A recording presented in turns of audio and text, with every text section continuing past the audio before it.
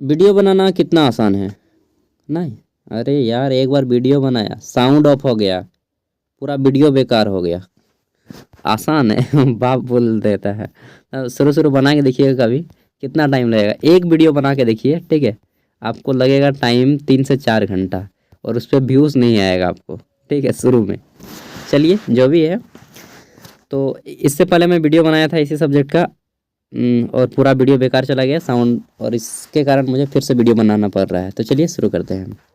देखिए, आज हम लोग जानने वाले हैं हिस्ट्री सेक पेपर, और इसमें आपको पढ़ना है Indian history culture and introduction to archaeology, मतलब कि भारतीय इतिहास और संस्कृति का परिचय। ठीक है, कल्चर मतलब होता है संस्कृति। भारतीय इतिहास और संस्कृति का एक परिचय, और साथ में जानना है आपको पुरातत्व के बारे में, यानी कि आर्कोलॉजी के बारे में। इसमें आपका जो पेपर आएगा 75 मार्क्स का आएगा, कुछ इस टाइप से। कैसा?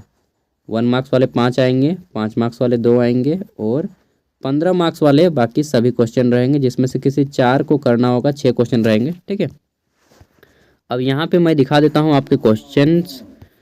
तो सबसे पहले हम लोग ऑब्जेक्टिव कर लेते हैं, ठीक है, ताकि आप लोग को भी पहले नोट कर लें। चलिए, वैसे यार भूख लग गया, बहुत टाइम हो गया, खाना नहीं खाया हूँ, और चार्ज भी मात्र 7% है, लैपटॉप शायद ऑफ हो जाएगा अब। चलिए देखते हैं। पहला क्वेश्चन है, कौन सी रचना प्राचीन भारतीय न्यायालय की झलक देती है? तो दोस्तों राइट आंसर हो जाएगा मृच्छकटिक, या इंग्लिश में बोलते हैं मृच्छकटिका। ठीक है, मृच्छकटिक हमें प्राचीन भारतीय न्यायालय की झलक देती है। अगला है हमारा, किस भाषा में गणितज्ञ और खगोल शास्त्री आर्यभट्ट ने अपनी पुस्तक आर्यभट्टयम लिखी? तो राइट आंसर हो जाएगा संस्कृत भाषा में ये पुस्तक इन्होंने लिखी है। ठीक है, ये वही आर्यभट्ट है जिसने शून्य की खोज की। जब जीरो दिया मेरे भारत ने, गाना सुने, तब दुनिया को गिनती आई। नेक्स्ट है हमारा, निम्नलिखित में से कौन सा प्राचीन भारतीय काल को समझने का प्राथमिक स्रोत है? तो प्राचीन भारतीय काल को समझने का प्राथमिक स्रोत है समुद्रगुप्त की प्रयाग प्रशस्ति। क्या है? समुद्रगुप्त की प्रयाग प्रशस्ति। ठीक है, और ये समुद्रगुप्त गुप्त शासक के सबसे महान सम्राट थे। इसे भारत का नेपोलियन भी कहा जाता है। एक मिनट यार, आगे देख लेते हैं। तो नेक्स्ट हमारा क्वेश्चन है, निम्नलिखित में से कौन प्राचीन भारतीय काल को समझने का प्राथमिक स्रोत? ये हो गया समुद्रगुप्त की प्रयाग प्रशस्ति। अगला है, आईने अकबरी किसके बारे में सूचना प्रदान करती है? तो दोस्तों आईने अकबरी आर्थिक परिस्थितियों की सूचना प्रदान करती है मुगल काल में। ठीक है, यह अकबर के समय अबुल फजल के द्वारा लिखा गया था।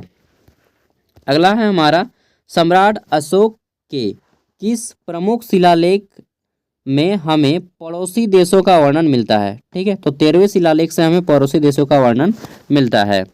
आगे देखते हैं। नेक्स्ट क्वेश्चन है, किताब उल हिंद किसने लिखी है? तो किताब उल हिंद जो लिखा है वह लिखा है अल बरूनी ने। किसने? अल बरूनी।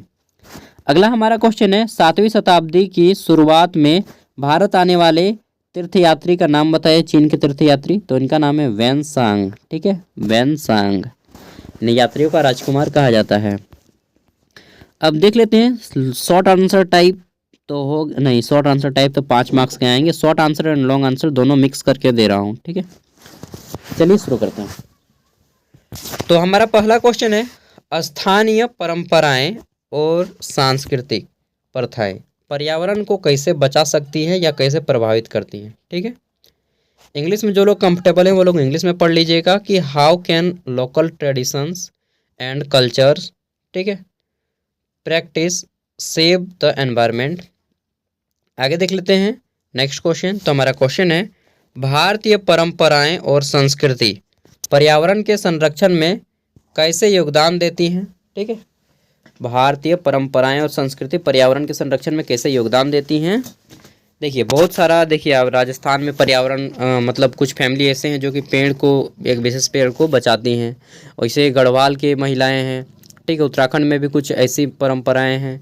तो प्रत्येक राज्य में कुछ ना कुछ ऐसी हैं कि वो उस पेड़ को नहीं काटेंगे। इस तरह से आपको बताना है, डिटेल में पढ़ लेना है। अगला है, जल निकाय क्या है? पारंपरिक जल निकाय के महत्व की व्याख्या करें। इसकी देखभाल हमें क्यों करनी चाहिए? ठीक है, तो वाटर रिसोर्सेज के बारे में बताना है।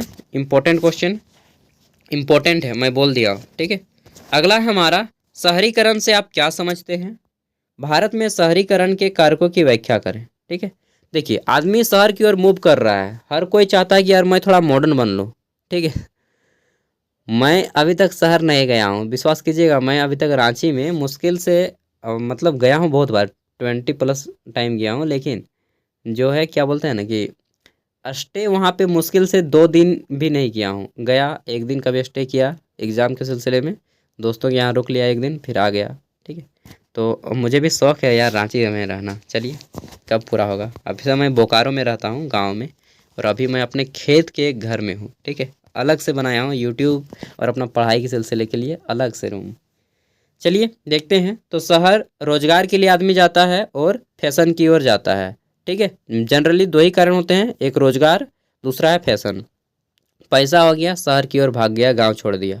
ठीक है, लेकिन मैं नहीं छोड़ूंगा गांव शहर में रहूंगा लेकिन गांव भी नहीं छोड़ूंगा। नेक्स्ट है हमारा चौथा क्वेश्चन, लैंगिक एवं सामाजिक और समानताएं क्या हैं। ठीक है, लैंगिक एवं सामाजिक समानताएं क्या हैं ये बताना है। फिर पूछा गया है कि भारतीय समाज में रोजगार तथा संसाधनों के वितरण को यह किस प्रकार प्रभावित करती हैं। देखिए कहीं पे देखिएगा कि पुरुष जो काम करता है उसको ज़्यादा वेतन मिलता है, महिलाओं को काम करता है तो कम वेतन मिलता है। जैसे सपोज दैट मैं असंगठित क्षेत्र का बात कर रहा हूँ, आपने देखा होगा किसी के घर में अगर ढलाई होता होगा छत में, ठीक है, तो वहाँ पे महिलाएं और पुरुष दोनों काम करने आती हैं। महिलाएं जो होती हैं उनको रेजा बोला जाता है। ठीक है, उनको कम वेतन मिलता है। सोचिए कितना मेहनत करती हैं महिलाएं, रेजा कुली का काम करती हैं यार। ठीक है, मैंने भी कुली का काम कुली नहीं सॉरी मैंने लेबर का काम किया है अपने, जब मैं 12th दे रहा था उस टाइम पे मैं लगभग 1-1.5 महीना लेबर का काम किया हूँ यार। ठीक है, 300 रुपया मिलता था। चलिए क्या बताएं, बहुत लाइफ में बहुत स्ट्रगल है यार। लेबर का काम किया हूँ, आइसक्रीम बेचा हूँ मेला में, उसके बाद फेरी का काम किया हूँ। चलिए यार, फिर पैथोलॉजी में आ गया, थोड़ा सा 12th पास हो गया तो पैथोलॉजी में काम करने लगा। ठीक है, एक्सरे करने लगा, ब्लड टेस्ट। चलिए देन फिर आपके यूट्यूब में आ गया, एंड अब तो सिलेक्शन भी हो गया है, कोई बात नहीं। देखिए इससे क्या सीख मिलती है, तो इससे एक चीज़ सीख मिलता है, ग्रेजुएशन आप लोग कर रहे हैं, पढ़ाई कर रहे हैं, अच्छी बात है। ठीक है, लेकिन इसमें आपको एक लाइफ में ये चीज़ लेना चाहिए कि देखिए भाई लाइफ में कोई भी कंडीशन कैसा भी हो, ठीक है, अगर आप मेहनत करना नहीं छोड़ेंगे ना, पढ़ते रहिए और काम कीजिए। ठीक है, वो लाइफ में छोटा से छोटा काम हो, बड़ा से बड़ा काम हो, आप करते जाइए। ठीक है, ये मत देखिए कि ये काम छोटा है, ये काम बड़ा है। मैं खुद बता रहा हूँ, ऐसा नहीं कि मैं बहुत अमीर आदमी हूँ, बहुत गरीब फैमिली से हूँ। ठीक है, तो क्या बोलते हैं उसमें कि आपका, मैंने लेबर का भी काम किया है। ठीक है, कैटरिंग जो होता है उसमें भी काम किया है, आइसक्रीम भी बेचा है। ठीक है, स्ट्रीट वेंडर के तौर पे। उसके बाद साइकिल से फेरी भी किया हूँ। ठीक है, उतना ज़्यादा नहीं लेकिन किया हूँ। ठीक है, तो लाइफ में बहुत स्ट्रगल है। उसके बाद जब 12th पास हो गया तो मैं अपना पैथोलॉजी में आ गया 3 ईयर। ठीक है, और वहाँ पे पैथोलॉजी काम किया। फिर जब यूट्यूब से अच्छा खासा इनकम आने लगा 15,000 प्लस 10,000 प्लस, तो मैं सोचा कि अब यहीं पे काम किया जाए। यहाँ पे काम करने लगा एंड कॉम्पिटिटिव एग्ज़ाम की प्रिपरेशन करने लगा। ठीक है, बहुत जगह हुआ भी लेकिन छट गया। अभी अब फाइनली एक जगह पे हो रहा है, देखिए अब क्या होता है। ठीक है, तो अगर हो गया यूनिवर्सिटीज़ में तो आप लोग का बहुत ज़्यादा हेल्प हो जाएगा, यूनिवर्सिटीज़ में ही अब होने वाला है।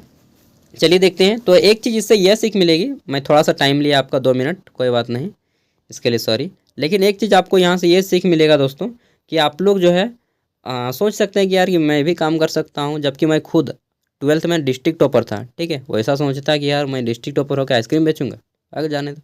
ऐसा नहीं है। ठीक है दोस्तों, अगर परिस्थिति आपको बनेगा तो आपको हर काम करना पड़ेगा, समझ रहे हैं ना बात को। चलिए, और कितना समझाऊंगा अपना खा के यार ठीक है, तो मैं अपने दोस्त की भांति समझा रहा हूँ कि जीवन में अगर आपको कोई काम करना पड़े तो कर लीजिए। ठीक है, लेकिन पैसा कमाइए, पैसा बहुत ज़रूरी है। ये हो गया। सांस्कृतिक विरासत क्या है, भारतीय संस्कृति विरासत की विशेषताओं की व्याख्या करें।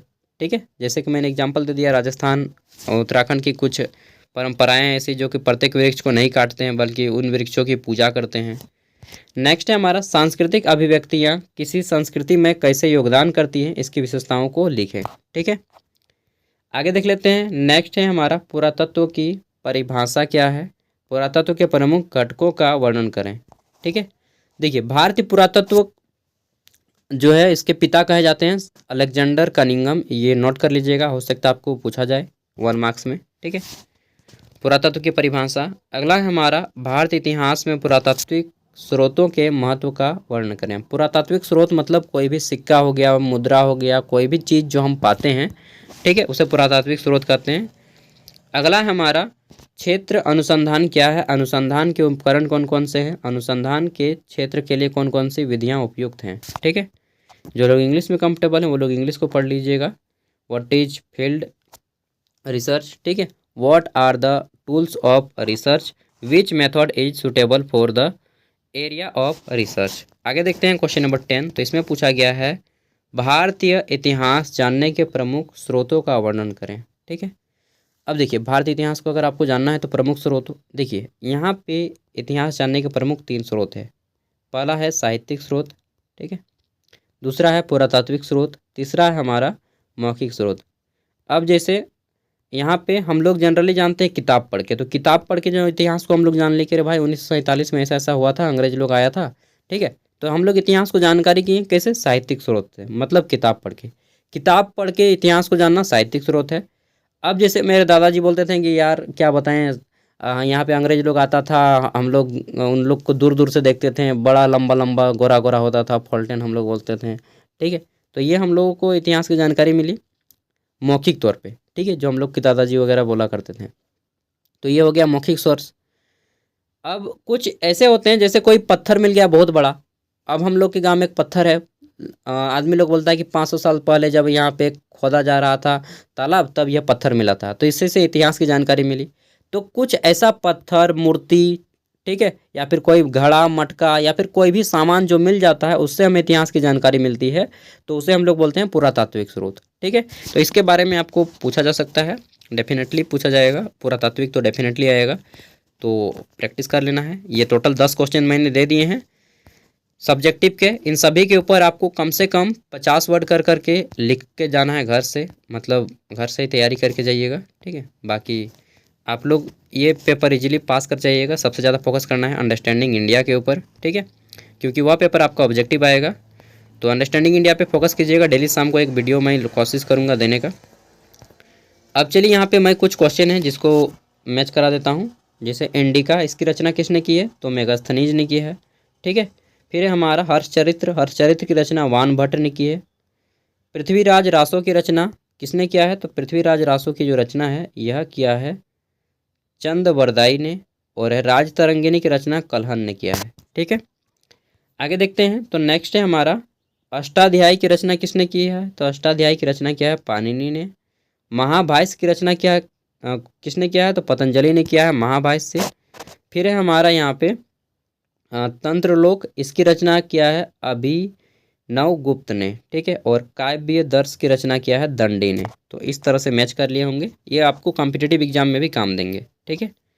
अगर किन्हीं को लगता है कि यार मेरे द्वारा दिए गए क्वेश्चन मैच करते हैं, तो आप लोग इस पर अपना 2 समोसे का दाम यानी कि 10 रुपया सेंड कर सकते हैं। स्क्रीनशॉट मार लीजिएगा इस तरह से और 10 रुपया सेंड कर सकते हैं, ठीक है। बाकी आपकी मर्जी, मैं कोई फोर्स नहीं। अगर आप इच्छुक हैं, ज़्यादा पैसे है आपके पास, तो आप यहाँ पे 10 रुपया इन्वेस्ट कर सकते हैं, ठीक है। इन्वेस्ट नहीं होगा यार चलिए बाय, मिलते हैं नेक्स्ट वीडियो में, ठीक है। Thank you. और इसी तरह से मैं आपके अदर सब्जेक्ट्स के भी कोशिश करूँगा जल्दी से देने का। वैसे मेरा भी स्टडी इफेक्ट करता है, लेकिन क्या करूँ, जब रिस्पॉन्सिबिलिटी उठाया हूँ तो पीछे नहीं हटूँगा, ठीक है। Thank you. इसका PDF का लिंक वीडियो का डिस्क्रिप्शन में दे रहा हूँ, वहाँ से मिल जाएगा। ऑल द बेस्ट, अच्छे से एग्ज़ाम दीजिए। सबसे बड़ा मंत्र है एग्ज़ाम का कि एग्ज़ाम में आपको एक भी क्वेश्चन नहीं छोड़ना है, ठीक है। बाय।